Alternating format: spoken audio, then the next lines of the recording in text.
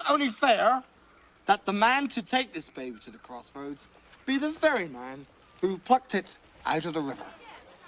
I nominate Willow of Good. I will consult the bones. Welcome to the Infernal Brotherhood's Willow series. Today we're going to answer the question, what are the bones? We'd like to invite you to subscribe to this channel for more Willow content, and like and share the video. This information is taken from the Willow sourcebook. When I reflect on what makes a great fantasy series, I often come back to world building. Having the illusion of a fully fledged world with a variety of disparate cultures and creatures is a must. George Lucas is a veteran at this, as proven by Star Wars, but it carries through in Willow brilliantly. When the High Aldwin casts the bones to determine Elora Danon's fate, you get the sense that this has been done from the beginning of Nelwyn culture. Let's take a closer look at the bones. The bones are a solid fixture of Nelwyn folklore, being prominent in many myths. They're used to guide the actions of heroes and shamans, at times granting them knowledge that they would not otherwise have. The bones have also been used in regular village life, though always with the proper pomp and circumstance. They're used to inform proper planting times and even when it's best to harvest those crops. They foretell the coming of a newborn child and are also used by oracles for any given situation. Though customs vary between Nelwyn villages, in Willow's village, the High Aldwin is the sole diviner, the only one allowed to cast the bones. Again, in other villages, it may fall to elderly women as often as it does the Aldwins to perform readings. In rare cases, village council members have been known to take up the responsibility. Whoever happens to be the one casting them, each individual must craft their own set of bones. The bones are always, without fail, crafted from birds.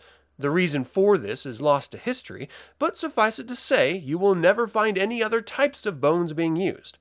They can be taken from any type of bird, sparrows, owls, or hawks, for example, but they're always from the same bird, and always the wing bones specifically. At times, you'll even see chickens used. The amount used can range from 3 to a dozen. This is entirely up to the reader and the challenge or importance of what needs to be divined. The technique for casting the bones is a bit of a misnomer, as you don't cast them as much as allow them to fall. The reader holds the bones in either the palm of their hand or in a small open pouch, then pulls away from under the bones quickly. This allows the bones to fall naturally without the influence of the reader and is believed to provide the most accurate information. The patterns in which the bones land on the ground are then interpreted. They may be overlapping, separated, or end up in specific shapes. Then it's up to the reader's intuition to determine the omen. Though there is almost always a message in the bones, it is not always specific, and this is where the intuition and technique come into play for the reader. The most often presented messages are similar to seize the opportunity, or beware of strangers, or buy low, sell high, and so on. The better you are as a reader, the more information you may derive. But again, there are times when the bones say nothing at all, and it's up to the reader to decide if they would admit to the vacuum of knowledge or bluff.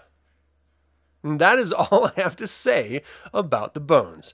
Thank you for spending time with us. We'd like to invite you to subscribe to this channel and feel free to click the like button and share the video.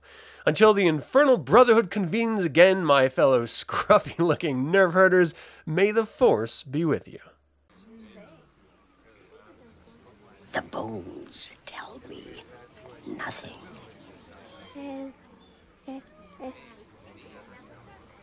Do you have any love for this child?